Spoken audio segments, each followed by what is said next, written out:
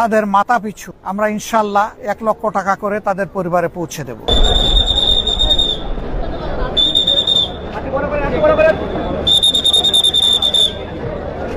আমরা জাস্ট মানবিক সহানুভূতি এখানে এসেছি, এখানে সেলিব্রেট করতে আসি।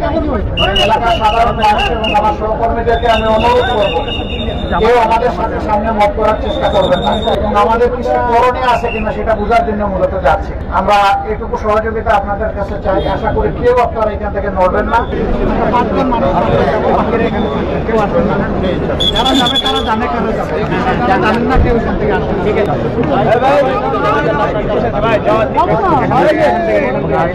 এখানে একটি কেমিক্যালের গুদামে অগ্নুৎপাতের সূচনা হয়, তখন এটা আগুনও জ্বলে উঠে বিস্ফোরিত হয়, আবার ঘন ধোঁয়ায় আশপাশ আচ্ছন্ন হয়ে যায়। গুদামের ঠিক উল্টা দিকে একটা ছোট্ট গার্মেন্টস কারখানা ছিল, সেখানে কর্মরত শ্রমিক ঠিক কতজন এই সময় ছিলেন এইটা সঠিক হিসাব সম্ভবত এখনো পাওয়া যায়নি। এই অগ্নিকাণ্ডের কারণে ধূমায়িত হয়ে শ্বাসরুদ্ধ হয়ে আমরা ধারণা করছি এ কারণেই 16 জন মানুষ দুনিয়া থেকে বিদায় নিয়েছেন। ইন্না লিল্লাহি ওয়া ইন্না ইলাইহি রাজিউন।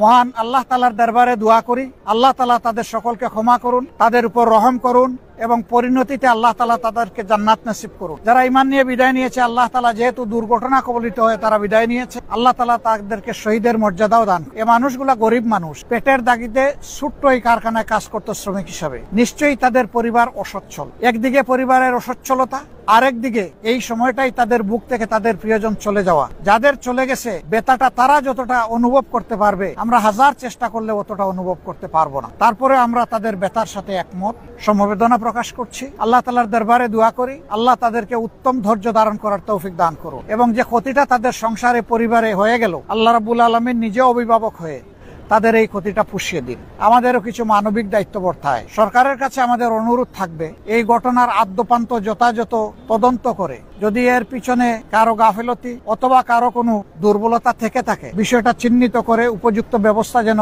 আইনিভাবেই নেওয়া হয়। আবার সরকারের কাছে এও দাবি জানাবো, এরা যেহেতু অত্যন্ত স্বল্প আয়ের মানুষ, গরিব মানুষ, পেটের তাগিদেই এখানে এসেছিলেন নুন আনতে, যাদের পান্তা ফুরায়, তাদের পরিবারের দিকে মানবিক দৃষ্টিকোণ থেকে যেন তাকানো হয় এবং তাদেরকে যথাসম্ভব সরকারি তহবিল থেকে আর্থিক পর্যাপ্ত অনুদান প্রদান করা হয়। আমরা একটা সংগঠন হিসাবে মানবিকতা আমাদের অন্যতম অগ্রাধিকার। আমরা এই ধরনের ক্ষেত্রে চেষ্টা করি যত দ্রুত সম্ভব ক্ষতিগ্রস্ত পরিবারের পাশে দাঁড়ানো। ইনশাআল্লাহ এই ক্ষেত্রে আল্লাহর মেহেরবানি তার ব্যতিক্রম হবে না। আমরা খুব দ্রুতই তাদের পাশে দাঁড়াবো। আপাতত পরিবারগুলোকে যারা নিহত হয়েছেন তাদের মাথা পিছু আমরা ইনশাআল্লাহ 1 লক্ষ টাকা করে তাদের পরিবারে পৌঁছে দেব।